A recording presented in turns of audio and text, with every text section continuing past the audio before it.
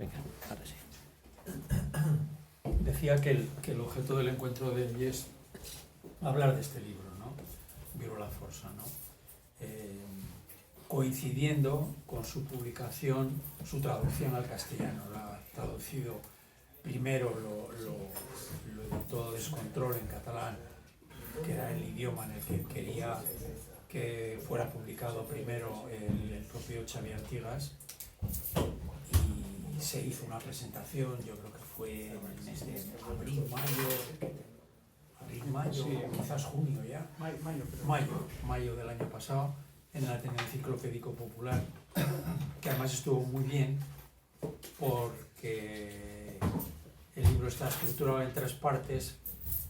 La parte central, obviamente, es el discurso de Xavier Artigas y la investigación de años que se ha tirado para hacerlo, pero tiene un prólogo de Mirtil Gonzalvo y un epílogo, o un postfacio, no sé cómo llamarlo, de Amador Fernández Sabater, ¿no?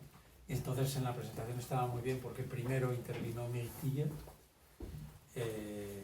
después intervino Amador Fernández Sabater y hablaban del libro y claro, el último se quedó hablando del libro y realmente la investigación en que había consistido el propio Xavier Artigas, ¿no?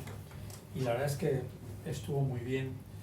Pensamos que era interesante traer este libro porque además es un gran libro, ¿no? Es un gran libro porque se ha pegado una trabajera impresionante.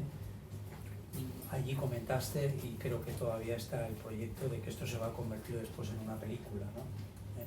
O sea, es un trabajo de investigación previo a la realización de una película. Xavier Artigas es director de cine y es conocido por Ciutat Morta, que es un documental del año 2013 que, si no lo conocéis, hay que conocerlo, ¿no?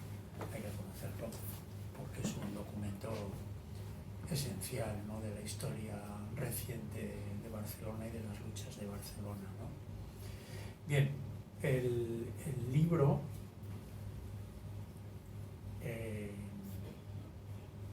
parte de la idea de rebatir la versión, digamos,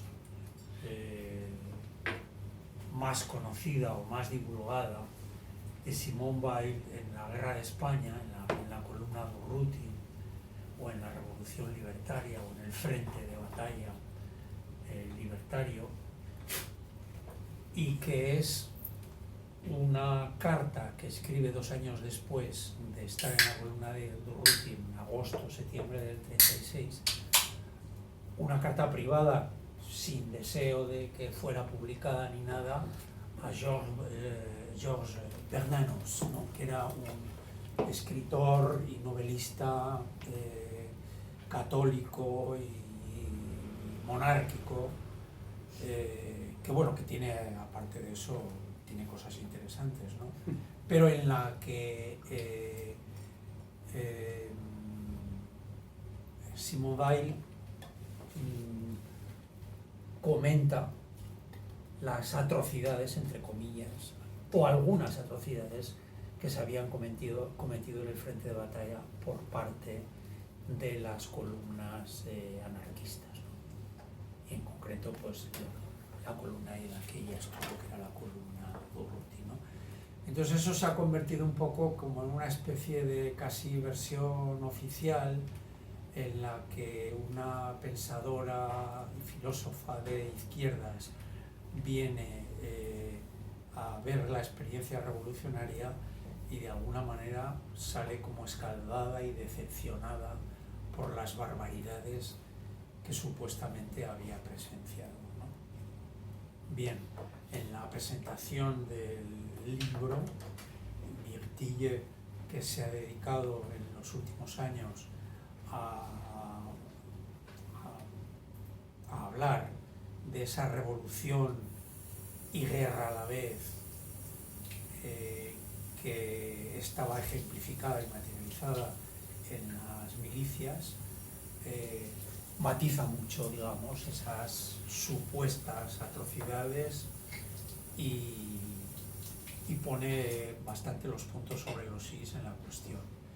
Y en el posfacio o en el epílogo, Amador Fernández Sabater relaciona toda la experiencia, la corta experiencia de 2 meses escasos que está Simone Weil aquí, la relaciona con sus experiencias previas, en concreto con ese deseo que ella había tenido siempre de vivir la fuerza y poner el cuerpo. Primero trabajando en una fábrica, estuvo 1 año trabajando en la Renault, creo que fue, ¿no? Que era el prototipo de la gran empresa taylorista de la época, y una empresa gigantesca.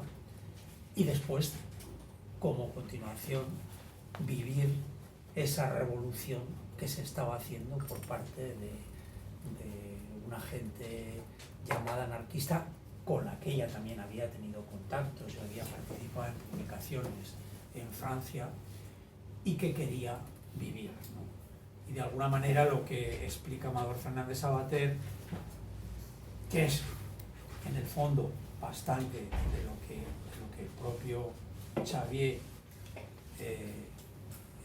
deja apuntado o sugiere de manera clara, que se trata de ella, lo que pretende era vivir esa fuerza, pero no la fuerza en el sentido de la fuerza de la guerra fascista a la cual había que oponer los mismos procedimientos y los mismos métodos, sino lo que llama Amador Fernández Sabater la força dels febles, ¿no? La fuerza de los débiles, ¿no? Hay una manera quizás diferente de luchar que no sea simplemente copiar o reflejar la fuerza fascista o la fuerza del enemigo que tenemos enfrente. Esa es la esperanza que seguramente le va a llevar a estar aquí, y eso es lo que de alguna manera quiere constatar y de alguna manera en algunos momentos lo apunta en el diario, que es el documento esencial con el cual ha trabajado Xavier Artigas, y que ha sido un documento muy despreciado, en el sentido de que, bueno, es inacabado, es un borrador, son apuntes desgabazados, hay días e incluso hasta semanas enteras en las que prácticamente no escribe nada, ¿no? Entonces es dudoso como documento historiográfico. La tesis central de Xavier Artigas es que es para él un documento capital, y que justamente para demostrarlo lo que hace es un seguimiento detectivesco, exhaustivo y detalladísimo al límite de cada día y de qué posibles significados contiene cada frase y cada palabra de las que están apuntadas así de manera sueltas en el diario, relacionándolo con los sucesos que se han conservado en diarios de guerra, que otros historiadores y historiadoras han estudiado después, o de reflexiones que se han hecho hasta la actualidad. Y ese es un poco el deseo central de esta investigación detectivesca que hace Xavier, y que me gustaría un poco que os explicara, porque es lo que toca, ¿no? En qué consiste y qué es lo que él halla en el diario, qué es lo que él encuentra en el diario, qué dudas le surgen también de cosas que están en el diario, y también cómo esas dudas son argumentos de la propia escritura de Xavier Artigas en el libro, ¿no? Porque el libro está lleno de, seguramente esta frase podría aludir a lo que en ese momento acababa de ocurrir, o lo que después comentará un historiador, o lo que después se publicará en tal artículo de Le Libertaire o cualquier revista del mundo libertario de la época, ¿no? Entonces yo le doy la palabra a Xavier para que os explique un poco el intríngulis, ¿no? Yo creo que intríngulis es bastante una palabra adecuada para el tipo de investigación y de trabajo realmente, vuelvo a repetir, detectivesco, en el que ha estado embarcado años, ¿no? Años. Sí. No sé si ha estado 3 o 4 años, por lo menos, ¿no? Con esta historia. Todo para escribir un guión. Un buen guión. Bueno, gracias José Luis por esta introducción i gràcies a l'Ateneu per convidar-me. Normalment faig les presentacions, m'agrada fer-les en català quan estic aquí, però tinc un amic que fa 20 anys, ens vam conèixer fa 20 anys, que ens hem retrobat, que és italià i no entén molt bé el català, i aprofitaré i la faré en castellà avui, si us sembla bé, ¿no? Entonces voy a seguir, ¿no? Y nada, sí, o sea, el punto de partida es hacer la película, ¿no? y escribir el guión, y yo creo que esto explica también el nivel de detalle, la obsesión que hay en ese libro por parte de alguien que no es historiador, como es mi caso. Yo, o sea, tengo formación de sociólogo y luego me he dedicado al documental, he estado vinculado al mundo audiovisual, y la verdad es que de repente pues me embarco en el estudio de una filósofa, ¿no? O sea, yo no tengo formación de filósofo, y además en un trabajo de investigación histórica. Entonces pues probablemente hay una serie de errores típicos de principiante, pero también una cierta inconsciencia que lleva a fijarme en cosas que probablemente gente más profesional hubiera descartado, ¿no? Desde si había luna llena el día en que salieron a hacer la misión para ver si tenían luz suficiente, ¿no? Si había llovido el día antes, averigüé, gracias a las notas del tiempo de La Vanguardia, si había llovido el día antes porque había barro en el suelo, porque era un terreno pantanoso, porque había llovido, ¿no? Entonces hay como... Este libro está lleno de esas cosas, ¿no? De pequeños detalles que no tienen ningún interés para un historiador, pero que para un guionista es una mina de oro, ¿no? Y entonces, como es una investigación que en principio la hago para mí, para poder hacer esta película, pues hay imagino, pues cosas interesantes en el libro que se han puesto en valor, y otras cosas que mucha gente dirá, pues a mí pues eso no me interesa, ¿no? Pero yo tenía todo esto recopilado y dije, es una lástima que esto acabe en un cajón y que solo quede el guión, del cual prácticamente saldrá pues un 10% de lo que se cuenta aquí, y que todo eso caiga en el olvido, ¿no? Y pensé que podría ser interesante publicarlo.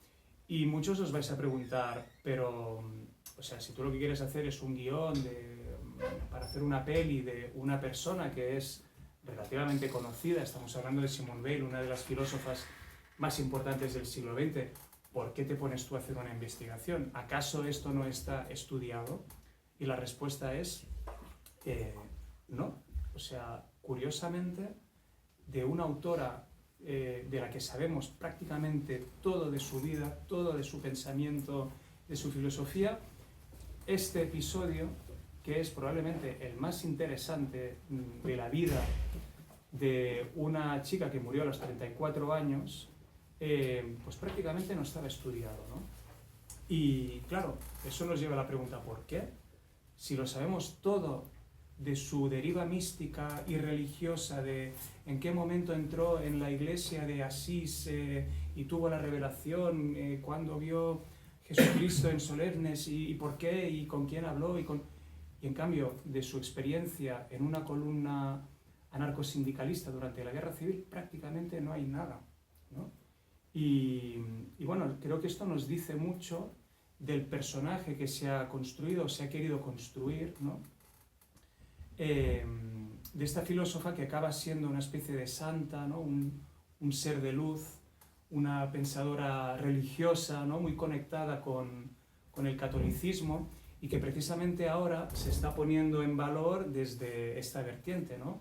El último disco de Rosalía está totalmente inspirado en el pensamiento místico de Simone Weil, ¿no?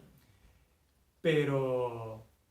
No lo sabía. Sí. Y además se está hablando mucho, ¿no? Ella la cita mucho, de la influencia que tuvo para ella, leer a Simone Weil y tal, pero claro, cuando la gente dice que lee Simone Weil, se refiere a los textos que escribió prácticamente antes de morir.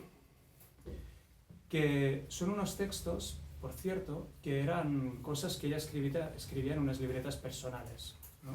Esto yo creo que es interesante porque, claro, un autor tiene muy claro lo que quiere publicar y lo que escribe para él mismo, o lo que escribe en cartas privadas con sus amigos, ¿no? Como Simone Weil es una persona que no publica nada en vida, excepto algunos artículos en revistas políticas, cuando algunos autores se dan cuenta de la riqueza del pensamiento de esta persona, empiezan a publicarlo todo, indistintamente de lo que ella quería publicar, lo que no, pero empiezan con los pensamientos más íntimos que ella tenía en unas libretas en las que escribía una especie de aporías, unos pensamientos muy impregnados de una mística y una religiosidad, que sin embargo ella nunca quiso transmitir cuando quería publicar algo, ¿no? O sea, era una cosa espiritual suya, pero empezamos a conocer a Simone Weil desde estos textos, que es cuando se publica, cuando ella ya estaba muerta, porque ella murió antes de que terminara la Segunda Guerra Mundial, publica La gravedad y la gracia. Una persona que ella había conocido, que era Gustave Thibon, un filósofo francés, una persona muy interesante, pero que, no hay que ocultarlo, fue un adepto al gobierno de Vichy. O sea, fue una persona que dio apoyo a Pétain y que de alguna forma pues, fue un colaboracionista, ¿no?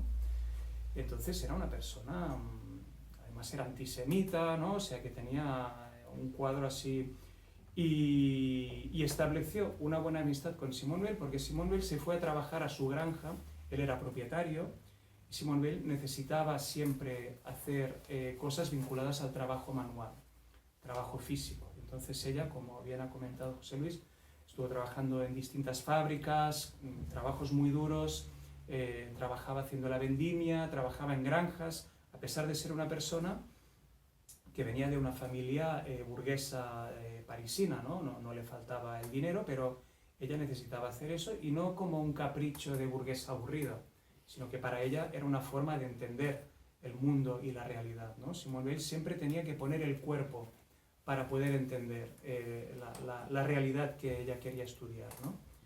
Y en uno de esos trabajos que ella hizo, pues conoció a Gustave Thibon. Ella era su trabajadora, ¿no? O sea, trabajaba para él, pero el propietario se dio cuenta pues, que esta chica era muy erudita, y entonces empezaron a tener conversaciones.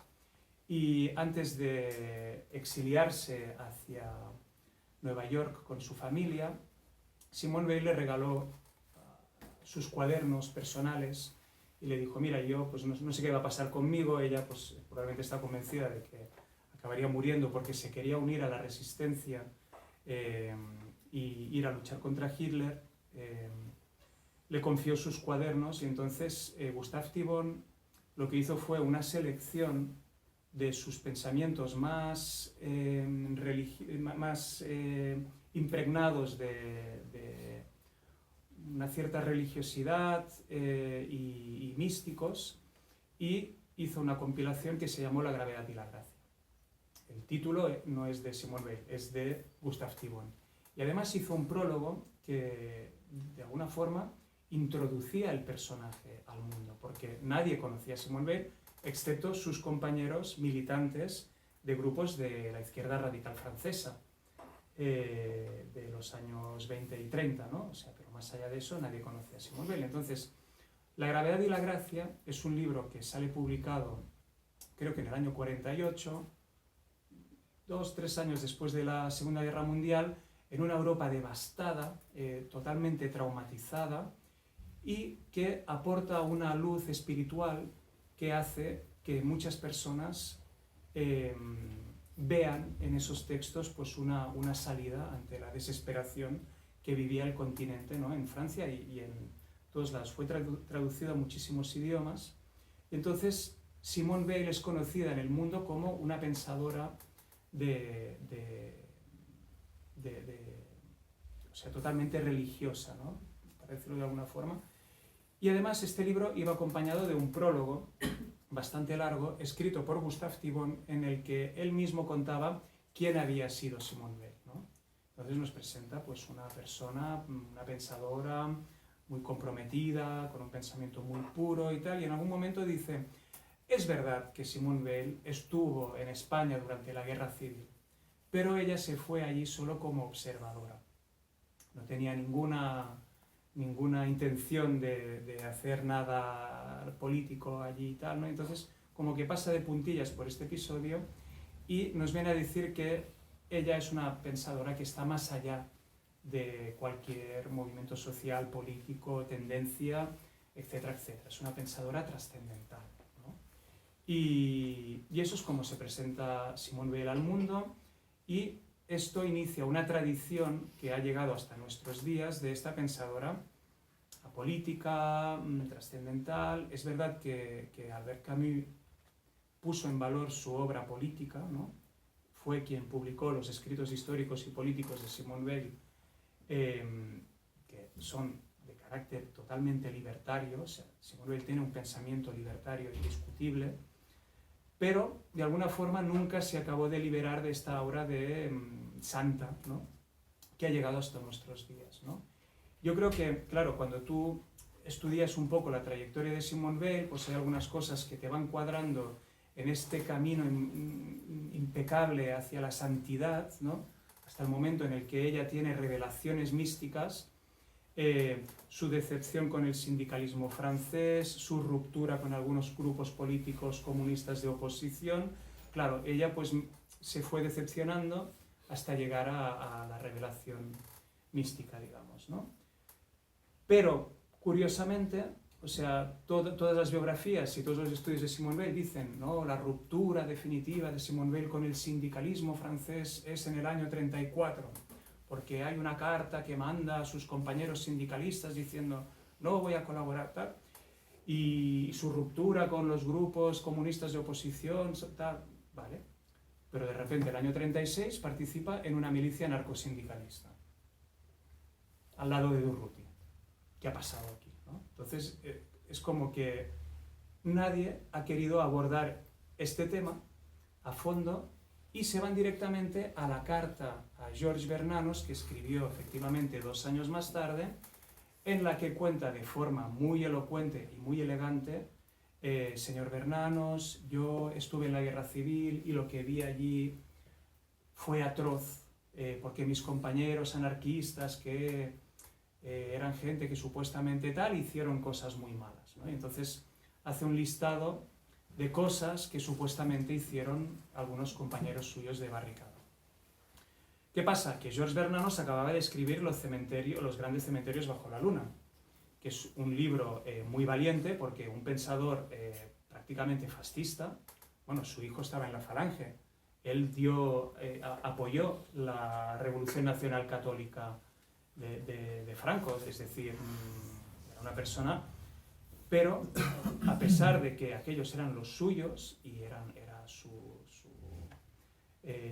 su ideal político, se dio cuenta de que se estaban cometiendo una serie de atrocidades en Mallorca, donde él estaba cuando empezó la guerra, que él no podía tolerar. Entonces él decidió escribir este libro, en el que básicamente dice: ninguna ideología, por bella que sea, y aún más si apela al Evangelio y tal, no puede tolerar que se cometan estas atrocidades. Y las describe, y son cosas terribles. O sea, las que describe Bernanos, que presenció, le contaron en Mallorca, son cosas terribles lo que hicieron ahí los falangistas. Y no tiene ningún miedo de salir a decirlo, porque él tiene un compromiso con la verdad, y lo dice clarísimamente: ante cualquier ideología yo tengo que contar la verdad. Y eso a Simone Weil, que era una militante de izquierda radical, le impresionó mucho.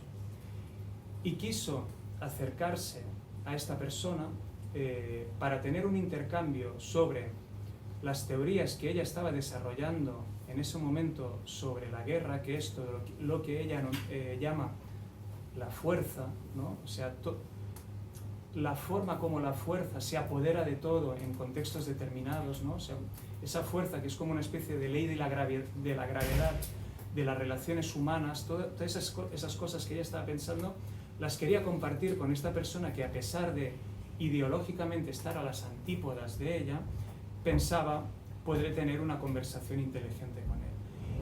Y quiso empezar una relación epistolar que nunca no continuó, porque Bernanos nunca contestó a Simone Weil a esa carta. Sin embargo, Bernanos esa carta la llevaba siempre en su portafolio, o sea, la llevaba siempre encima, lo cual significa que le impresionó profundamente, ¿no? Cuando murió encontraron esa carta y dijeron, hostia, esa carta es de Simone Weil, y fue publicada. Fue publicado en el año 52 o por ahí, ¿no? Y de repente, por primera vez sale el testimonio de Simone Weil en la Guerra Civil, escrito de una forma muy elocuente y muy elegante, pero contando las atrocidades que ella supuestamente había vivido, ¿no? La verdad es que, como bien nos han contado historiadores de verdad, no como yo, como son Mirtil Gonzalvo, ha podido constatar que gran parte de las cosas que Simone Weil contaba a Bernanos en su carta, ella no las había presenciado, o no habían ocurrido, o eran exageradas, o eran cosas que se hablaban, pero ella, en este documento íntimo que quiso compartir con este autor, era una forma de mostrarle que ella también estaba dispuesta a decir, o sea, para mí la brutalidad de la guerra y el compromiso con la verdad pasa por encima de quienes han sido mis compañeros y de la ideología que yo defiendo. Era una estrategia de acercamiento, pero no era lo que ella quería compartir con el mundo. Ella nunca hubiera publicado eso, entre otras cosas porque ella misma sabía que eran rumores, que no eran verdad, quizás que lo había oído y tal, pero claro, esto sale publicado y se queda para siempre como el gran testimonio de Simone Weil en la Guerra Civil Española. Sin embargo, si estudiamos un poco qué es lo que ocurrió después de la Guerra Civil, vemos que Simone Weil siguió involucrada en movimientos de apoyo a los anarquistas españoles después de participar en la Guerra Civil, y que más o menos en la misma época en la que mandó la carta a Bernanos, ella escribió un artículo en una revista, en Esprit, una revista francesa de pensamiento, en la que salía a defender ni más ni menos que a Joaquín Ascaso,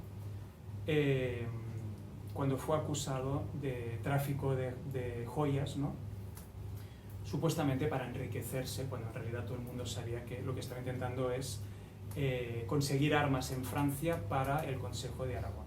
Y Simone Weil sale en defensa, sin tapujos, de Joaquín Ascaso y del Consejo de Aragón y de las milicias, ¿no?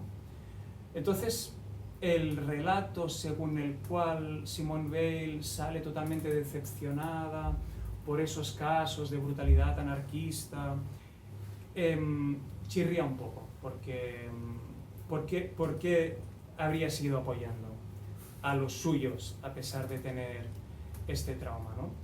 Y eso a mí me llevó a una cosa que yo, que no soy historiador, pues me parecía una chorrada, pero se ve que nadie lo había hecho hasta ahora, que es ir al diario.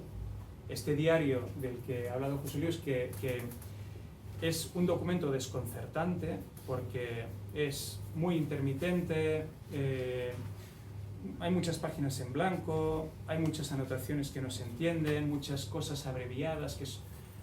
Entonces, claro, por un lado teníamos la carta bien escrita a Bernanos que decía verdades como puños, ¿no? Y entonces tenemos el documento escrito en caliente mientras ella estaba allí, que es muy difícil de descifrar y además como que no satisface. ¿Pero por qué no satisface? Porque no cuenta nada de la brutalidad de los anarquistas. No dice, han matado a un cura y han hecho no sé qué, bueno, o sea, es su experiencia, lo que ella estaba viviendo. ¿Por qué no lo escribía en su diario? Sin embargo, lo que yo enseguida vi en este documento, que me llamó mucho la atención, es que hay un interés, una obsesión, una verdadera obsesión por la implementación del comunismo libertario. Ella va a los lugares preguntando: ¿habéis abolido el dinero? ¿Estáis repartiendo las tierras? ¿Cómo las vais a repartir? ¿Cuándo vais a implementar el comunismo libertario aquí? ¿No? Y entonces es como, lo llaman un diario de guerra, pero para mí es un diario de revolución. Ella viene a España para ver cómo se está llevando a cabo la revolución. Pero es que lo primero que ella escribe cuando llega a Barcelona, que es un proyecto de artículo, yo tengo la teoría de que es un proyecto de artículo para la libertad, ¿no? Que esto también es una cosa que se ha pasado de puntillas, la relación que tenía Simone Weil con el principal periódico anarquista porque oficialmente Simone Weil no es anarquista. O sea, nadie que ha estudiado Simone Weil diría que es anarquista, y sin embargo acabó en la columna de Urruti, y no fue por casualidad, y colaboraba con el principal periódico anarquista de Francia, y en la columna de Urruti acabó con colegas suyos que se conocían, que eran anarquistas, o sea, entonces siguió apoyando en meetings anarquistas. Entonces esa idea de que Simone Weil no era anarquista, bueno, o sea, entonces, haciendo esta interpretación del diario, nos damos cuenta de esas dos cosas. Por un lado, que lo que le interesa no es tanto la guerra, sino la revolución, y que todas estas atrocidades y casos de brutalidad que luego cuenta Bernanos parece ser que no le interesaban excesivamente, que probablemente pues sí, hay cosas que ella escuchaba, que tal, pero o sea, hay una autora que llega a decir que, claro, que Simone Weil, que era una persona que luego se identificó tanto con la religión y tal, que probablemente ella no era consciente de lo que estaba ocurriendo con las iglesias en España, que las estaban quemando todas, que estaban matando a los curas. O sea, ¿cómo pobre Simone Weil iba a saber eso? Hubiera salido por patas si lo hubiera salido. Entonces, eso no tiene ningún sentido, porque cuando Simone Weil llega a Barcelona el 8 de agosto del 36, todas las iglesias de Barcelona han sido quemadas, aún están humeando. Y Solidaridad Obrera, que era un periódico que ella leía, porque tiene anotaciones sobre Solidaridad Obrera, cada día hablan hacen propaganda en contra de la iglesia. Es más, el día 14 o 15 de agosto, que es más o menos cuando ella llega al frente, hay un titular en la primera página de Solidaridad Obrera que pone: hay que arrancar de cuajo a la iglesia. O sea, está por aquí, pero es bastante significativo, ¿no? De hay que matar a todos los curas de este país y arrancar de cuajo esta lacra, ¿no?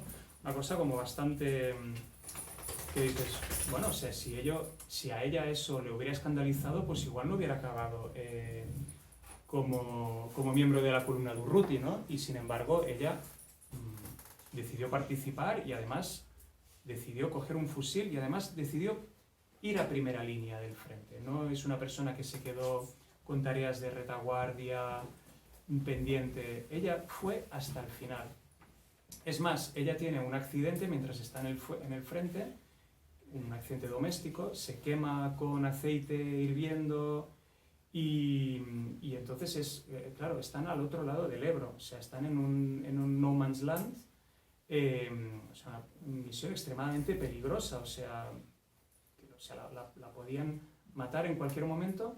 Entonces tiene este accidente, se la llevan a Pina de Ebro, o sea, cruzan el río, se la llevan al dispensario de Pina de Ebro, y ella se escapa del dispensario, vuelve a cruzar el Ebro y vuelve otra vez con sus compañeros a primera línea de frente con su fusil, dispuesta a seguir con la misión, a pesar de que la chica estaba, o sea, tenía el pie destrozado y estaba con fiebre, y la tuvieron que obligar a volver al dispensario, y luego prácticamente la tuvieron que obligar a volver a Barcelona. Ella estaba totalmente implicada con lo que estaba ocurriendo, ¿no? Entonces esta idea de la observadora distante, esa persona política, pues no cuadra, ¿no? Y entonces, claro, esa especie de anomalía en esta trayectoria de la pensadora pura que acaba abrazando la religión, yo me propuse pues no tratarlo como una anomalía o como una excepción, sino intentar entender que esto quizás era el centro de su pensamiento, ¿no? Es decir, que esta inspiración libertaria no era una cosa menor o sea, es verdaderamente el centro, y toda su religiosidad y misticismo está totalmente impregnada de esta inspiración libertaria, ¿no? O sea, es algo que yo no estoy bautizado, entonces para mí, cuando alguien me empieza a hablar de Dios, desconecto. O sea, a mí me pasó que empecé con algunos textos de Bell que decía, esto no me interesa, porque Dios, la fuente del bien, es como, pero si tú te lees todo lo político que escribió Simone Weil y todo lo que ella quiso publicar era extremadamente político y extremadamente libertario, porque ella o sea, repite una y otra vez que hay que acabar con el Estado, que el mal absoluto es la centralización del poder, que la solución es la autonomía, o sea, y entonces, claro, si tú lees todo lo que ella quiso publicar, lo que quería que la gente leyera, y te lo tomas en serio, luego te vas a los textos místicos y religiosos, sustituyes Dios por la hermandad, el bien o lo que quieras, y lo entiendes todo, y dices, claro, es que es una religiosidad totalmente distinta, y ella hasta el final de su vida estuvo en contra de la Iglesia como institución, o sea, porque hay un momento en el que un cura la intenta convencer de que se bautice, porque claro, ella que habla tanto de Dios y tal, y ella dice, es que yo no puedo entrar en una iglesia y aceptar el poder que implica la Iglesia, ¿no? Entonces, yo creo que esta perspectiva, o sea, entender que Simone Weil acabara en una milicia narcosindicalista no es algo casual, ni algo secundario, ni accidental, nos ayuda a leer la Simone Weil religiosa de otra forma, ¿no?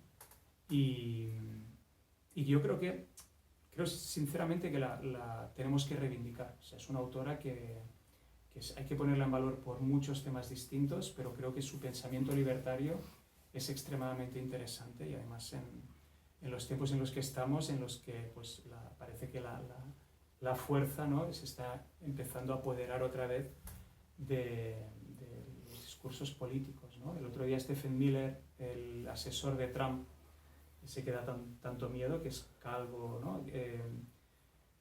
Respecto a lo de Groenlandia, le preguntaban, pero es una locura esto que quieren hacer ustedes de anexionarse Groenlandia. Y él dice, mira, estamos en un mundo, y lo dijo tal cual, estamos en un mundo en el que impera la fuerza, ¿no? Y entonces, ¿quién tiene la fuerza? Nosotros. ¿Podemos nosotros invadir Groenlandia? Sí, podemos. Entonces, ¿por qué no deberíamos hacerlo? ¿No? Y claro, o sea, cuando ya han caído todas las máscaras y estas cosas ya se dicen sin ningún tipo de tapujos, ¿no? Es que nos vamos a lo que Simone Weil vivió, ¿no? en la guerra, porque para ella participar en la guerra también era una forma de entender la guerra, ¿no? O sea, ya para entender la opresión se hizo obrera. Y ella decía, los marxistas no entienden la opresión, pero porque la gran mayoría de teóricos marxistas no han puesto sus pies en una fábrica, ¿no? Y dice, yo no soy obrera, ¿cómo voy a poder hablar de la opresión? Se puso a trabajar trabajó en 3 fábricas distintas de París que tenían las condiciones laborales más duras, ¿no? Acabó enferma y lo tuvo que dejar porque acabó realmente muy enferma y tal, pero fue entonces que empezó a pensar en el fenómeno de la opresión social, ¿no? Y ella tiene un libro que se cita poco porque todo lo religioso y místico lo eclipsa, pero uno de los libros que ella quiso publicar y que concibió como libro, que fue publicado después de su muerte, desgraciadamente, es un libro súper actual que se llama Las reflexiones sobre las causas de la opresión, de la libertad y la opresión social. Las reflexiones sobre las causas de la libertad y la opresión social. Es un libro que parte de una crítica al marxismo increíble, que básicamente dice Marx, sobre todo los marxistas, han confundido dos fenómenos que no tienen nada que ver, que es el de la explotación y el de la opresión. O sea, la explotación, yo estoy totalmente de acuerdo con Marx, ¿no? Hay una plusvalía que los capitalistas se apropian, es trabajo que se roban de los obreros y tal. Y entonces Marx dice que si nos liberamos de la explotación, es decir, si esta plusvalía pasa en manos de los trabajadores, el fenómeno de la opresión se acaba. Y dice, sin embargo, en la Unión Soviética, la propiedad de los medios de producción ya no es de los capitalistas, supuestamente es del pueblo, pero la gente sigue oprimida. ¿Por qué? Porque la opresión es otra cosa, no tiene nada que ver con la cantidad de trabajo que alguien te quita, tiene que ver con el propio régimen de las condiciones de trabajo en el que tú estás. Entonces, el trabajo en una fábrica en cadena es igual de quien sea la propiedad de la fábrica. La opresión es la misma, el sufrimiento es el mismo. Entonces, el objetivo de reducir la jornada laboral no tiene ningún sentido, porque lo que estás diciendo es hay que ser esclavos menos horas para tener más horas de ocio después, pero vas a ser esclavo igualmente, porque el trabajo en la fábrica es un trabajo de esclavos. Y ella lo reduce en una fórmula que es clarísima, que es la libertad consiste en poder llevar a cabo con tus manos aquello que formulas con tu mente. Entonces, un trabajo, por duro que sea, por ejemplo, un pescador, ¿no? Siempre será más libre que un trabajador en una cadena de montaje, porque el pescador, a pesar de la dureza de lo que hace, todo el rato está pensando en lo que hace y depende de unos conocimientos que él tiene, ¿no? Lo que él ejecuta con sus manos. En cambio, en la fábrica separamos las personas que piensan de las personas que ejecutan. Entonces, el trabajador simplemente ejecuta sin saber lo que hace. Es como un robot, ¿no? Y eso es la desgracia más absoluta. Esta es la ausencia de libertad, ¿no? Y esto, para ella, es la fuente principal de opresión, ¿no? Entonces, claro, todo eso es la Simone Weil más política y la más potente para mí, o sea, y es la que menos se cita, ¿no? Y es, para mí, pues es la Simone Weil que le lleva a querer conocer la revolución social que se estaba llevando a cabo aquí y a participar en una milicia confederal, ¿no? Y bueno, y la otra cosa, y con eso ya acabo, es, yo les dije a la gente de Pepitas, que los quiero mucho y que hacen un muy buen trabajo, que no me gustaba esta foto. O sea, allí, pues Descontrol, pues yo creo que, bueno, a mí me gusta más esta portada, porque aquí vemos una persona orgullosa, digna, que coge su fusil convencida de lo que va a hacer, ¿no? Y aquí vemos, es una foto, o sea, responde a la realidad, pero nos da esta imagen de una persona que está un poco perdida, ¿no? Sí, o sea, como ha puesto un vestido que no es de su talla. Le va grande, el uniforme, es muy miope, la pobre chica pues no era muy fotogénica, a veces sale un poco, ¿no? Entonces, claro, esto refuerza una idea de una persona que no está donde debería estar, que está un poco desubicada, que está perdida, que es ingenua. O sea, ¿qué va a hacer esta chica en la guerra civil, ¿no? Además, es una mujer, ¿no? O sea, que es como que todo contribuye a esta idea de la ingenuidad, de la persona desubicada, etcétera, etcétera, ¿no? Y es verdad que habían pues, muchos intelectuales que vinieron aquí, que hicieron cosas muy grandes, ¿no? Como George Orwell, pero que no tenían ni idea de dónde se metían. O sea, que es que realmente llegaban aquí con un compromiso y con unas ganas de luchar, pero que no sabían absolutamente nada y que eran, pues en cierto modo, víctimas de una cierta ingenuidad. Pero este no es el caso de Bale. Y aquí hay otro factor que no se ha hablado, que es el viaje que ella hizo a España en el año 33. 3 años antes de participar en la Guerra Civil, Simone Veil viene a España y pasa aquí unas semanas. Se ha dicho de este viaje que era un viaje que hizo con sus padres para ir a la playa y tomar el sol. Bueno, es verdad, fue con sus padres, es verdad que fueron a la playa y tomaron el sol, pero también es verdad que fue con un compañero suyo sindicalista, M. Patry, que además es una persona relevante también del sindicalismo francés, y que ellos dos, pues a pesar de que viajaban con los padres de Veil, se fueron por su cuenta y se fueron a conocer proyectos y personas que en aquel momento estaban activas. Estuvieron en Barcelona, estuvieron en Vilanova, estuvieron en Valencia. En cada uno de estos sitios, en Vilanova fueron a visitar el Pòsit de Pescadors. Se encontraron con los trabajadores que ahí tenían el Pòsit era una sociedad obrera de pescadores impresionante, con una biblioteca que Simone Veil quedó deslumbrada con las obras que tenían, con la cultura que tenían estas personas, con el sistema de ayuda mutua que tenían, las obras de teatro que hacían y tal. En Valencia, en el Port del Grau, también, o sea, conoció a los estibadores, el gremio, la cofradía que tenían, etcétera, etcétera. Y en Barcelona estuvo con gente de la CNT, que ya dice claramente que eran pistoleros, ¿no? O sea, eran activistas armados de la CNT, se fue de fiesta con ellos, estuvo en la criolla, participó de sus juegos, digamos, ¿no? O sea que había un nivel de confianza con gente que estaba muy politizada, y además tenemos documentado que se hizo muy amiga de Jaume Miravillas y de Joaquim Maurín, que en aquel momento los dos estaban involucrados en el BOC, el Bloc Obrer Camperol, y con ellos mantuvo una relación, una amistad, y bueno, ella recibía periódicos de aquí, recibía El Pueblo, recibía La Batalla, leía, estaba al corriente de lo que estaba ocurriendo, escribe a familiares cuando pasa lo de octubre del 34, comentando. Ella estaba totalmente al corriente de lo que pasaba en Barcelona, conocía a gente además de primera línea, y tenía amigos. Entonces, cuando ella viene aquí, en el año 36, no es una persona que está desubicada, que va perdida, ella sabía perfectamente quién estaba aquí, haciendo qué grupos políticos había y con quién había que ir.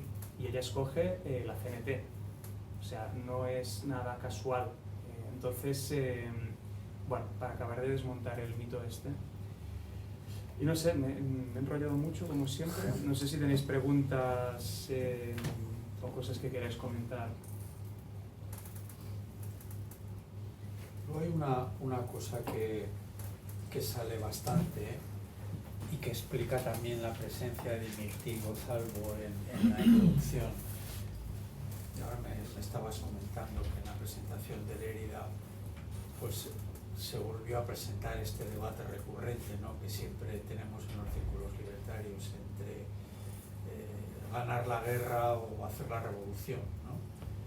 Y bueno, en el cuaderno de notas la verdad es que las observaciones en cada sitio que pasa se va fijando. Bueno, aquí se ha socializado, no se ha socializado, se sigue pagando el salario, se trabaja, no se trabaja. Bueno, un poco intentando esbrinar, ¿no?, intentando averiguar en qué medida los ideales del comunismo libertario se estaban realizando o estaban en vías de realización, ¿no? Lo que situaría, digamos, a esta Simone Veil,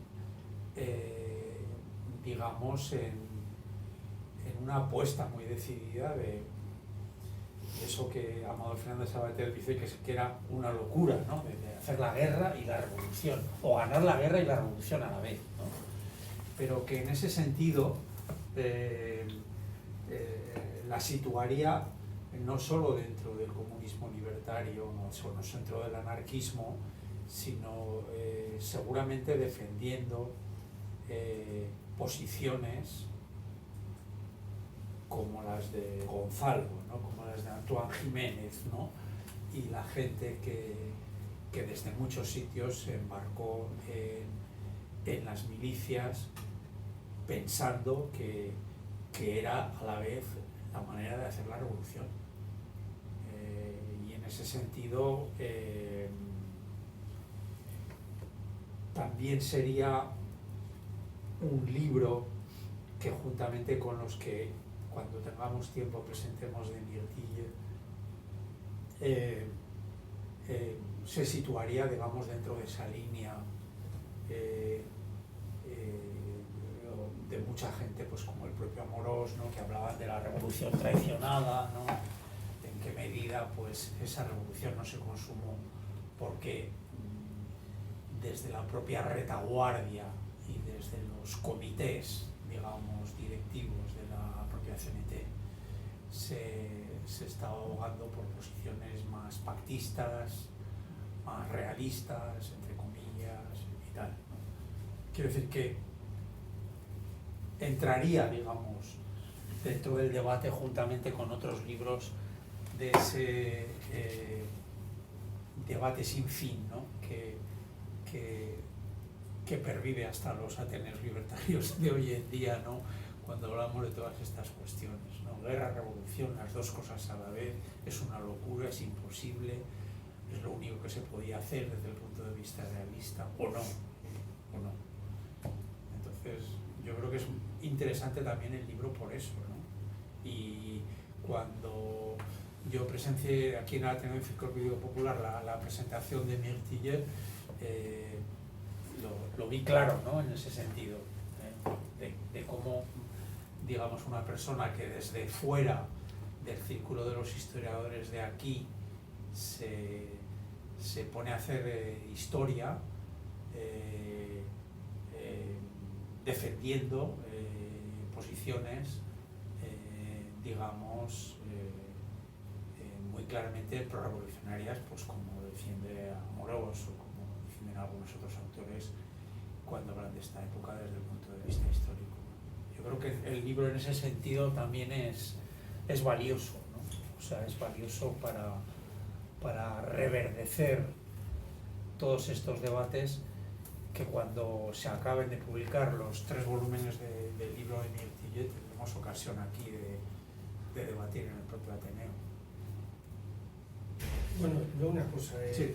no tiene nada que ver con lo que acabas de decir, quizás es una cosa más conceptual, que yo he leído muy por encima cositas de ella, y me parece, me inspira una persona muy espiritual, con lo cual no es contradictorio ser libertario, ser cristiano, que uno puede, la Lucía Sánchez Saornil acabó de alguna manera buscando a Dios cuando estaba en Zeta, de alguna manera, Y entonces yo creo que sobre todo el anarquismo se difiere del marxismo, del materialismo, el valor moral, y por eso los medios no pueden contradecirse con las finalidades, ¿no?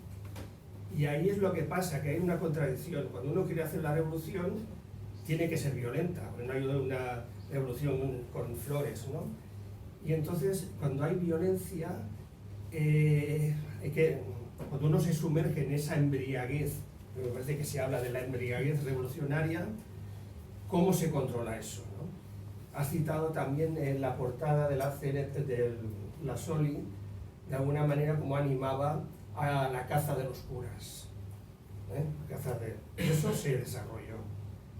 Que lo viese o no lo viese ella, eso pasó. El Peiró, por ejemplo, era muy crítico en eso.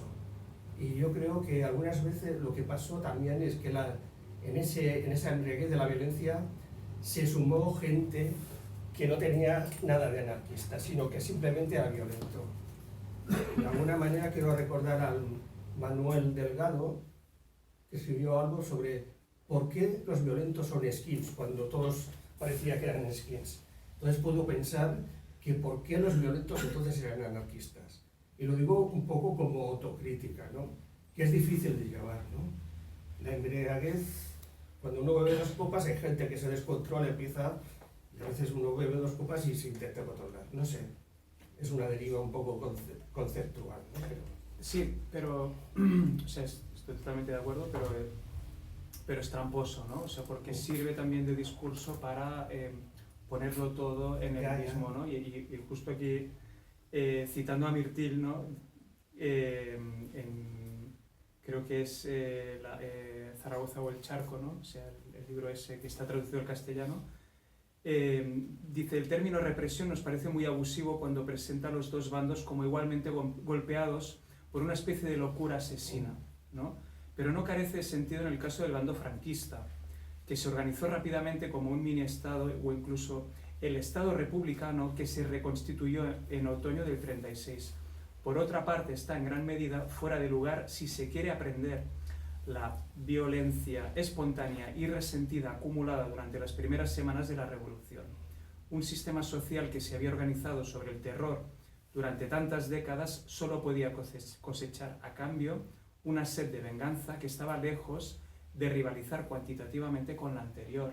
Es decir, sí hay embriaguez de la fuerza, de la violencia, y obviamente Simone Weil, que era muy buena observadora, una persona que no era ajena a nada de eso, ella sabía que se estaba masacrando al clero, ella sabía que se estaban quemando todas las iglesias y que se estaban pelando los burgueses, lo sabía perfectamente, pero ella entendía, o sea, que hay una fuerza que es sistemática, que es organizada, que es mecánica, que es un método, ¿no?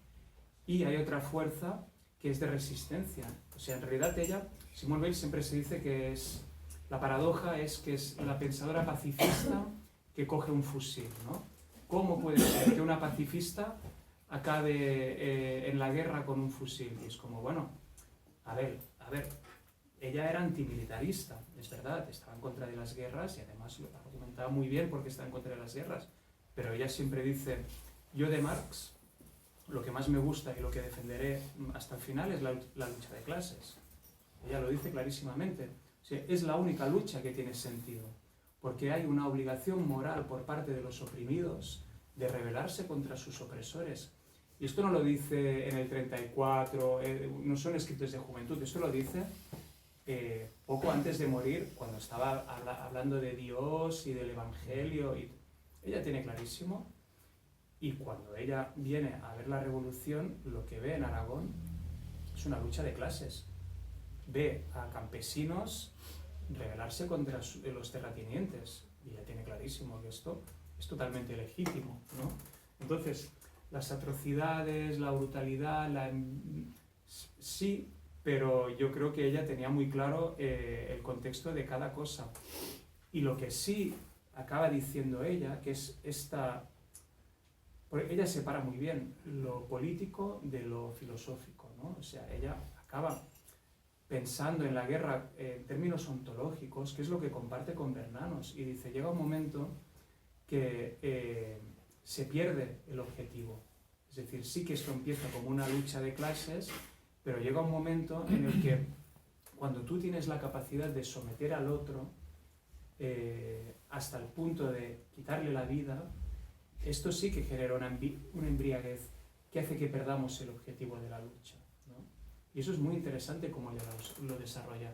Y me parece muy interesante que para desarrollar esta idea, si bien habló en privado con Bernanos diciéndole cosas que había observado de los anarquistas que no le habían gustado, cuando ella quiere publicar algo que desarrolla esta misma teoría, no habla de la Guerra Civil Española, habla de la Ilíada.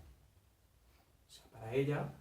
la Ilíada es como el conflicto humano fundacional, ¿no? A través del cual podemos explicar todas las guerras, ¿no? Y ella lo que dice es: la Ilíada es un milagro, porque es un poema épico, un relato de la guerra escrita desde el lado de los vencedores, pero que no habla mal de los vencidos, ni dice que los vencedores lo hicieron todo bien. O sea, rompe completamente con esta lógica. Entonces lo que dice: el protagonista de la Ilíada no son los equeos, ni Troya, ni los troyanos, o sea, es la fuerza. Ella dice, es el poema de la fuerza. Es un poema que fue escrito para que entendamos cómo funciona esta espiral imparable en la que entramos cuando empezamos a pelearnos, más allá de lo que de cómo haya empezado la pelea o de si es legítimo o no, ¿no? Entonces, claro, ella lo ve clarísimamente. Esto fue una lucha de clases cuando esto empezó. Pero en el 37 escribe, esto ya no es lo que yo pensaba, esto es un tablero de juego entre potencias imperiales, entre Alemania, Italia, la Unión Soviética. Bueno, y tenía razón en cierto modo. O sea, si no porque se elimina todo el sistema de milicias y se empiezan a hacer concesiones ante las demandas de los agentes de Stalin que estaban aquí, del PSUV, etcétera, etcétera, ¿no? O sea, bueno, o sea, aquí ya tenemos la discusión eterna, ¿no? Pero ella lo explica en términos de, claro, porque es que la fuerza se lo lleva todo por delante. Llega un momento en que el objetivo es ganar la guerra, obviamente hay que ganar la guerra. Pero cuando nosotros ponemos toda la eficacia, o sea, para llegar a este objetivo, lo que estamos haciendo es copiar el bando que queremos vencer. Porque ¿quién elimina la libertad individual? ¿Quién obliga a la gente a ir a morir al frente? ¿Quién pone toda la industria al servicio de la guerra? ¿Quién elimina completamente la libertad de expresión? Esto es lo que hacen los fascistas. Y por eso les queremos vencer, porque es un proyecto liberticida, totalitario, que solo tiene una lógica de guerra y de odio. Entonces, claro, si nosotros... o sea, no hay libertad de expresión, que es lo que ella empezó a observar, que en las páginas de Solidaridad Obrera cada vez había más artículos en blanco, ¿no? ¿De qué está pasando? Si obligamos a la gente a ir a la guerra, les decimos que tienen que ir a morir, los desertores los ejecutamos y ponemos toda la industria del país al servicio de la guerra, bueno, llegará un momento en que nos diferenciamos de los fascistas, ¿no? O sea, es un pensamiento, ¿no?, arriesgado, pero bueno, o sea, es algo que es evidente, ¿no? Y ella ya, la primera vez que escribe sobre la guerra, creo que fue en el año 31, era bastante joven, ella vino aquí con 27 años, que esto también es algo que se nos olvida, pero era una chavala, o sea. En el año 31, mucho antes, ella escribió un texto que es increíble, que se llama Las reflexiones sobre la guerra. Y ella dice, hay una ley en todas las guerras, en todas las revoluciones que ha habido a lo largo de la historia, que es inamovible, que es que la guerra es siempre la tumba de la revolución. O sea, la guerra siempre es la tumba de la revolución. Y pone una serie de ejemplos, la Revolución Francesa, la Comuna de París, la Revolución Bolchevique. Dice, no puede sobrevivir una revolución bajo una lógica de guerra, porque o es traicionada desde dentro, con fines de ganar la guerra, o es aplastada por la propia guerra, como pasó con la Comuna de París, ¿no? Y ella, cuando llega a Barcelona, en este proyecto de artículo que escribe en Barcelona y finalmente no publica, dice, estoy muy emocionada de estar aquí porque es como estar viviendo la historia, y pone 1792, 1917, 1871, ¿no? 3 puntos seguidos, ¿no? ¿Cuál será el destino de esta revolución? Es decir, que ella tiene en mente estas revoluciones que no sobrevivieron por culpa de la guerra, y ella se va a visitar una revolución que se está desarrollando en medio de una guerra, ¿no? Y es como, voy a ver si aquello que escribí en su momento sigue siendo verdad, y efectivamente se da cuenta de que en ese caso, y lo podemos discutir, la revolución fue traicionada desde dentro, o al menos esta es su opinión, ¿no? No, que no está en contradicción con lo que has dicho, me refiero yo. No, pero me ha hecho pensar, ¿no? Es un poco que a veces los anarquistas pensamos en blanco y en negro, está lleno de grises. Incluso el mismo término lucha de clases a veces huele demasiado a testosterona, como se diga, testosterona, ¿no? Y demasiada virilidad. Entonces, realmente la revolución, si no cambiamos nosotros, no habrá una revolución, por mucho que nos digamos anarquistas, ¿no? O sea, y lo que pasa es que en un momento de guerra está claro que lo que dominan son estos términos. Simplemente era Pero eso, es poner curioso- en duda todo eso. Es curioso que una pensadora como Bell, que es la primera filósofa que habla, que pone en el centro la vulnerabilidad, ¿no? La fragilidad y los cuidados, ¿no? O sea, esto que ahora está tan de moda de hablar de los cuidados, es la primera filósofa que tenemos documentada que habla de eso y lo pone en el centro de su pensamiento filosófico. Y sin embargo no tiene ningún problema de hablar de autodefensa y lucha de clases, ¿no? Es decir, que es muy interesante, ¿no? O sea, como lo que tú dices, que las cosas no son blancas o negras, ¿no? O sea, que por defender la resistencia en estos términos no tienes por qué defender un proyecto viril, etcétera, etcétera, ¿no? O sea, ella tiene, esto ya da para otra charla, ¿no? Pero ella se quiere unir a la resistencia francesa para luchar contra Hitler, consigue viajar a Londres. Cuando llega a Londres entra en contacto con amigos suyos que están trabajando para De Gaulle. Y ella les pide que la manden a Francia, porque ella quiere ir al frente. Y le dicen que no, porque va a morir. Y la encierran en una oficina, literalmente al lado de De Gaulle, para que escriba propuestas sobre varias cosas, ¿no? O sea, entre ellas, pues, como formas de imaginar cómo ganar la guerra. Bueno, o sea, la ponen como a pensar, digamos, ¿no? Y empieza a escribir cosas alucinantes, ¿no? De ahí sale un texto que se llama El arraigo, que es una locura, o sea, es una cosa muy, muy loca, pero que hay cosas muy interesantes también, ¿no? Ella se obsesiona en cómo podemos ganar a los fascistas, a los nazis, sin caer nosotros en la trampa de los nazis, sin abrazar la fuerza, ¿no? Entonces, ella empieza a desarrollar lo que Amador cuenta que es lo de la fuerza de los débiles, ¿no? Que es ni más ni menos que lo que ella experimentó en la Guerra Civil, que es esta forma como fraternal, ¿no? O sea, de cariño y de amor que se genera en una lucha que no está tan guiada por el odio contra el enemigo, sino por el amor que tú sientes por el proyecto que quieres defender, ¿no? Ella se queda con esta fotografía que luego aquí en la Guerra Civil rápidamente después de la muerte de Durruti desaparece, ¿no? Prácticamente. Y entonces ella empieza a pensar formas de mantener este espíritu en una lucha antifascista, ¿no? Y sale con cosas muy curiosas. O sea, por un lado ella es una flipada, se flipa con T. Lawrence, el Lawrence de Arabia, ¿no? O sea, y su novela Los 7 pilares de la sabiduría. Queda totalmente alucinada por las teorías que defiende Lawrence en este libro de cómo vencer a un ejército que es militarmente muy superior al de los árabes, ¿no? O sea, los árabes no tenían ninguna posibilidad contra los turcos.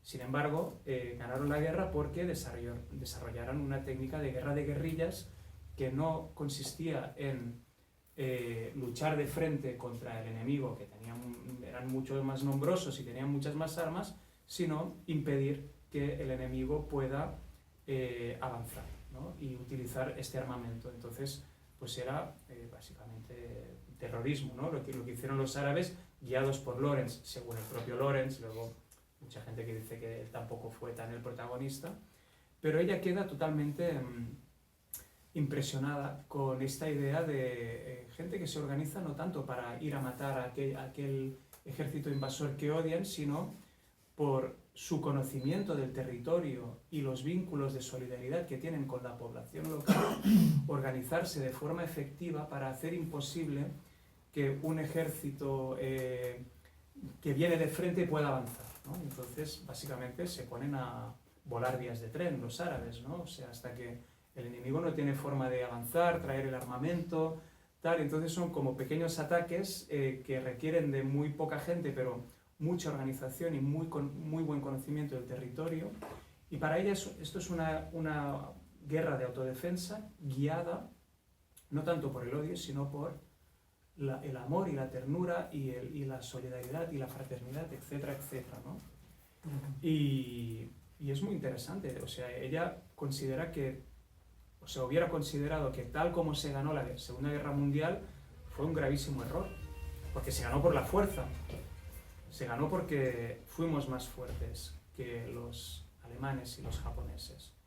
Y lo demostramos con los bombardeos de Alemania del 44 o 45 y las bombas atómicas, ¿no? O sea, que es una bestialidad, ¿no? Y que esto sea el relato heroico de los antifascistas, o sea, es una aberración. De hecho, hay compañeros de trinchera de Bale, o sea, Louis Mercier, ¿no? Que estuvo con Bale en el frente, que estaba muy de acuerdo con todas sus ideas y que luego siguió escribiendo, mismo dice, es una atrocidad lo que hemos hecho. ¿Cómo nos podemos decir antifascistas después de haber eliminado toda la población civil, tirando bombas atómicas para legitimar estados que luego han seguido manteniendo sistemas coloniales de explotación y de opresión muy parecidos al que quería imponer Hitler con su propia población? Lo que pasa es que, claro, lo que escandalizaba de Hitler era que era contra su propia población, pero que los franceses y los ingleses siguieron manteniendo imperios coloniales, oprimiendo a sus poblaciones en un sistema totalmente racista y sistematizado, enmarcado en un sistema capitalista, que Estados Unidos siguiera con un sistema de segregación. O sea, qué legitimidad, qué antifascismo es eso, ¿no? O sea, qué victoria hay que reivindicar aquí, ¿no? Entonces, claro, eso es coherente con esta idea, claro, ganamos por la fuerza. O sea, fuimos más fuertes que los que defendían el imperio de la fuerza, que eran los nazis. Quizás ganamos porque nosotros fuimos igual de fascistas que ellos, ¿no? Entonces, claro, ella buscaba lógicas que escaparan de eso y decía, solo seremos moralmente superiores si conseguimos ganar las guerras de otra forma, ¿no? Y bueno, murió antes de que acabara la guerra, pero a mí me parece más pertinente que nunca, ¿no? O sea, cómo paramos el fascismo que se nos viene ahora encima, ¿no? O sea, bueno, seguramente muchas guerras anticoloniales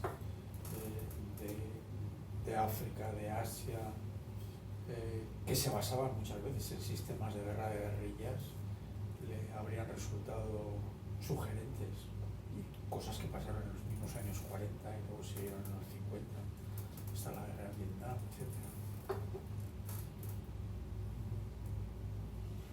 No sé, más preguntas o...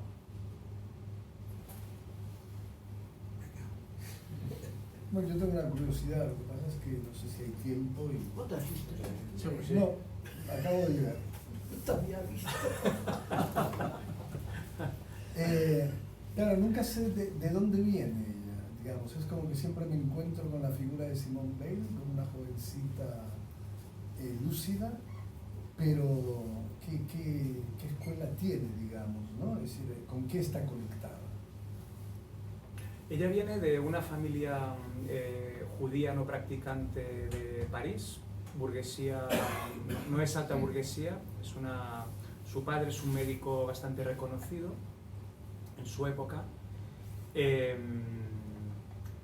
familia de izquierdas. Pero digo a nivel político, ¿no? Bueno, o sea, era una familia relativamente de izquierdas, o sea, no era revolucionaria ni nada, pero ella estudia en la Escuela Normal Superior de París, ¿no?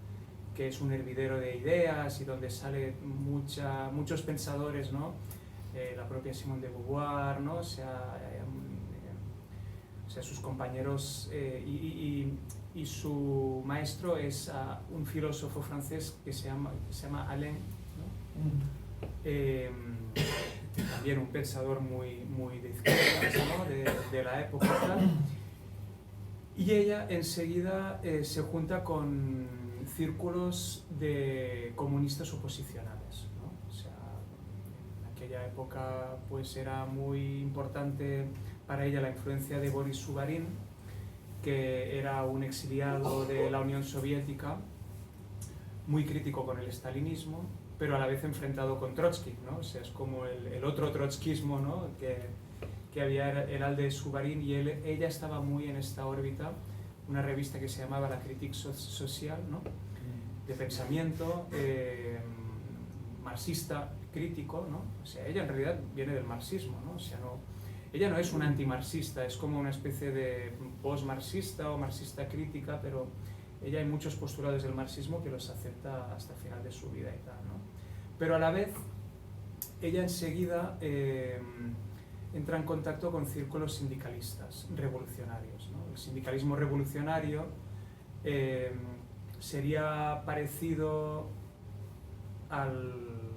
aquí como la vía más de pestaña, ¿no? O sea, todo este sindicalismo... Anarcosindicalismo. Sí, pero este sindicalismo más... menos anarquista, ¿no? Por decirlo de alguna forma. Más obrerista. Más obrerista, digamos, ¿no? Entonces, desde muy joven, ella tiene... Pero ya de niña, o sea, esto lo cuento en el libro, o sea, por ejemplo, sus padres pues la llevaban a resorts así de descanso, ¿no? Se iban a Montana, ¿no? O sea, cosas así como muy pijas en Suiza y tal. Y ella, pues con 13 años, se ve que se juntaba con las camareras y tal, y entonces les decían, se ve que les contaba, os tratan muy mal, tenéis que montar un sindicato y rebelaros contra vuestros jefes y tal. No, es decir, que es de esas personas que ella desde muy niña tiene algo que la impulsa hacia una justicia, un espíritu de justicia social, ¿no? que lo tiene muy claro desde que era muy pequeña, ¿no? Hay otro testimonio de una amiga suya que se ve que iban en metro cada día al cole, eran muy pequeñas, entonces se ve que se quedaba mirando siempre los obreros que se sentaban en el metro, ¿no? Y entonces su amiga le decía, pero no los mires tanto, ¿no? O sea, como, claro, ellas eran niñas bien, con uniforme y tal, y están los obreros ahí y tal. Y se ve que ella le decía, pero fíjate qué guapos que son, o sea, es que son mucho más guapos que los burgueses, ¿no? O sea, ella tenía como una admiración por los obreros desde que era muy pequeña y tal, ¿no? Entonces, pues yo creo que es un contexto también determinado, el de entreguerras en Francia, ambientes intelectuales determinados y tal, pero yo creo que ella lo tenía muy claro desde que era muy pequeña, ¿no? O sea, y estuvo involucrada en movimientos sociales desde muy joven. O sea, ella cuando consigue la primera plaza para dar clases de filosofía en un pueblito de Francia, con 21 años, empieza a organizar huelgas de mineros. O sea, como que los mineros estaban en paro y tal, y ella, que era una profesora que acababa de llegar, se va, habla con ellos y dice, vamos a montar una manifestación, yo os ayudo a escribir el manifiesto, lo presentamos delante del alcalde, tal cual, no sé qué, y la lía parda, porque viene la policía, reprime a todo el mundo, tal. Entonces, claro, dicen, usted es la profesora que acaba de llegar, una chavala de 21 años, ¿no? O sea, imagínate. Entonces, bueno, es de esa gente que se fue radicalizando y en realidad nunca deja de ser radical. O sea, a pesar de esta espiritualidad y todo eso, sus últimos textos para mí son muy radicales a nivel político, ¿no? Y muy subversivos. Pues, no sé, de ahí sale. Bien. Y no conoció a Walter Benjamin, lo siento, no coincidieron en el tiempo y en el espacio. Pero Podemos hacer una carta que se envían. la inventamos, pero Sí. tiene muchas coincidencias con un pensador alemán que se llama Gustav Landauer, Sí. del que Benjamin también tiene cierta influencia, ¿no? O sea, de hecho, el gran seguidor de Landauer es Martin Buber, ¿no? Y bueno, es esta genealogía de pensadores anarquistas, místicos, judíos, ¿no? que tienen un... ¿Ella conoce a Buber? No personalmente, no sé si... Pero lo ha leído. No hay ningún rastro de ello, pero yo he encontrado una coincidencia curiosa que me gustaría explorar más a fondo, que es que el introductor de Gustav Landauer en España es ni más ni menos que Diego Abad de Santillán, que es quien hace las traducciones de sus obras, y de hecho aún se publican obras de Gustav Landauer traducidas por Diego Abad de Santillán, ¿no? Y el Santillán que introdujo Landauer en España no tiene nada que ver con el Santillán ¿cómo se llama? El organismo social de la Revolución. Sí. sea, es un pensador completamente distinto, o sea, es antiindustrialista, ¿no? O sea, es mucho más anarquista y impregnado también de una cierta espiritualidad, o sea, un anarquismo mucho más puro y tiene muchas coincidencias con textos de Bale. O sea, es muy curioso porque hay textos de Santillán que dice cosas muy parecidas a las que decía Bale, ¿no? O sea, claro, en el caso de Santillán viene por Landauer y en el caso de Bale, yo no sé si Bale leyó a Landauer, si es un contexto que les llevó a... Pero hay algo curioso. Simone Weil estuvo en España en el 33, estaba enterada de todo, leía las cosas que se escribían por aquí. Yo no sé si entró en contacto con textos de Santillán, no lo sé, o sea, pero es curiosa esta coincidencia, ¿no? ¿Has encontrado por casualidad a un personaje que era dibujante que se llama Luis Rey Vila? Sí, el Que se Sim, ¿no? cogió el nombre de Sim y todo relación a que conocía a Simone Weil. Mejor fue cuando estuvo en Francia, pero en aquel momento fue que salió a hacer unas acuarelas fantásticas en los días de la Revolución, que eran unas reproducciones magníficas. Sí, yo esto lo leí y de hecho dediqué un pequeño capítulo a esta historia y al final lo descarté porque me parecía como gastar mucho tiempo para algo que no tenía ninguna base. Que no está ahí. O sea, para mí es un fake news total. O sea, sí, pues Sim. Sí, o sea, es una artista impresionante. Es verdad que tenía una novieta francesa que se llamaba Simone y hasta hay una foto. Pero es que solo hay que ver la foto. O sea, es que no es Simone Weil, o sea, además... Vale. Pues entonces o sea, tiene otra foto. Que hay dos autores que publicaron esta biografía de Sim que dicen un familiar, o sea, como un sobrino o algo así, nos contó que la tal Sim era Simone Weil, pero es que no coincide nada, o sea, ni los viajes, ni... Aparte que Bale, o sea, también da para otra charla, o sea, el tema de Bale y la sexualidad, su relación con los hombres, y se especializa en este sentido. Y me parece muy extraño que tuviera un amante aquí, que fuera a visitar a menudo, o sea, no me cuadra por ningún lado. O sea, y es que luego ves la foto y dices, es que no hay por dónde cogerlo. O sea, pero sí, es algo que se va comentando, está en la Wikipedia, ¿no? Es lo típico que alguien lo pone, entonces que Mirtil habla de eso en el prólogo, ¿no? O sea, esa cosa en la historiografía, ¿no? Que alguien saca una información y luego se va reproduciendo hasta, ¿no? Como lo de Durruti, que encerró las prostitutas en la estación de Bujaraloz, las metió a todas en el tren, precintó el tren y mandó el tren para Barcelona desde Bujaraloz, pero si no había estación de tren en Bujaraloz. Pero eso lo dijo algún falangista en el año 46, ¿no? Y esta es la única referencia, y entonces se ha ido repitiendo hasta la saciedad. Llevamos un mundo nuevo en nuestro corazón también es... Tampoco lo dijo Durruti, ¿no? Lo dijo Van Passen en un artículo que hizo.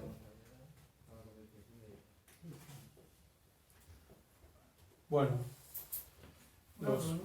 los compañeros de Descontrol han traído el libro para la gente que lo queréis comprar, que están allí detrás. Los compañeros de Andaluz, perdón. Una pregunta con respecto a un poco al mundo editorial. He visto bastante en París que hay muchísimo publicado de Simone Weil, también incluso como cuentos infantiles, de todo. Nunca aparece con el fusil, siempre aparece como... Me había dado la duda como a nivel más como político libertario, como se edita mucho o no tanto los textos más vinculados con esto, con la lucha y tal, lo que comentabas, o es algo más marginal, digamos. Yo creo que está cambiando. O sea, en los últimos años ha habido un subidón de Simone Weil.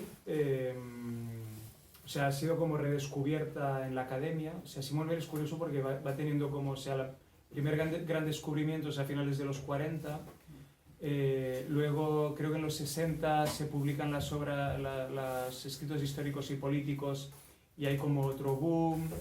Y luego hay como distintos momentos también desde las teorías de la no violencia, se recupera también aquí sobre todo, ¿no? O sea, hablamos de Shirinach, ¿no? Y de estas personas que cogen a Simone Weil desde la perspectiva de diferentes épocas, ¿no? Y ahora se está recuperando mucho desde el feminismo de los cuidados, ¿no? O sea, es como se considera la primera gran teórica del feminismo de los cuidados, a pesar de que Simone Weil, cuando le preguntaron, decía yo no soy feminista, ¿no? O sea, ella priorizaba la lucha de clases, pero es verdad que el tipo de feminismo que defendemos hoy es mucho más acorde con lo que ella pensaba y tal, ¿no? Y es verdad que, bueno, aparte hace un par de años se celebraron 80 años de su muerte y eso provocó que se publicaran muchas cosas porque se liberaron los derechos. Entonces hay muchas editoriales que están publicando muchos textos de Simone Weil y han empezado a salir muchas cosas creo que es Página Indómita, publicó un recopilatorio de textos libertarios, que es, o sea, a mí me pareció muy guay porque hay muy poco, o sea, ha habido muy poco interés en hacer en poner en valor ese tipo de textos. O sea, los textos, todos son libertarios para mí, pero los textos en los que realmente habla de Proudhon y de inspiración anarquista pura, digamos, ¿no? Entonces, yo creo que sí, están saliendo cosas de los textos de Simone Weil contra el colonialismo, ¿no? O sea, yo creo que se está poniendo en valor una Simone Weil más política, pero sigue aún el tufo de iglesia de la santa religiosa y tal, visto de forma crítica, ¿no? Y la enésima muestra pues es las referencias que hace Rosalía en su último disco, ¿no? Que, bueno, es esa cosa de buscar la pureza, todo eso, ¿no? O sea, bueno, también Es marketing, yo creo. es marketing total, claro, pero Sí. pero bueno, esto está bien. O sea, yo la recomiendo mucho a Weil, pero yo recomiendo que la gente empiece con los textos que ella quiso publicar, porque también es un respeto hacia el autor. Si tú quisiste publicar un libro y no lo pudiste publicar en vida y luego la gente se interesa por ti, hostia, pues léete el libro que ella quería publicar, ¿no? Porque ahí está condensado lo que ella quería contar al mundo, ¿no? Luego sus cartas privadas, sus escritos personales, o sea, a mí me da pánico pensar que un día me voy a morir y alguien me va a pillar las libretas y va a publicar cosas que escribo aquí. Imagínate, ¿eh? Qué vergüenza, ¿no? O sea, y sin embargo hay cosas que me gustaría que la gente leyera y que me lo curro para que esté bien estructurado y tal, ¿no? Pues yo recomiendo que la gente lea las reflexiones sobre las causas de la libertad y la opresión social y El arraigo, que son los dos textos, los dos únicos libros que ella quiso publicar. Lo demás, sí, los artículos que publicó en la Revolución Proletarienne, en Le Libertaire, ¿no? O sea, los artículos que eran artículos de pensamiento político del momento, ¿no? También están recopilados. Pero claro, la carta a Bernanos, la carta que le escribió su madre, tal, no sé. Sí. Si eres un friki del autor y ya te metes allí para... Pero no empecemos por allí. O sea, la gravedad y la gracia, por favor. O sea, es que lo único que la gente conoce. Qué vergüenza, ¿no? O sea, pobre chica. Pues eso. Bueno, muchas gracias, Xavier. Gracias.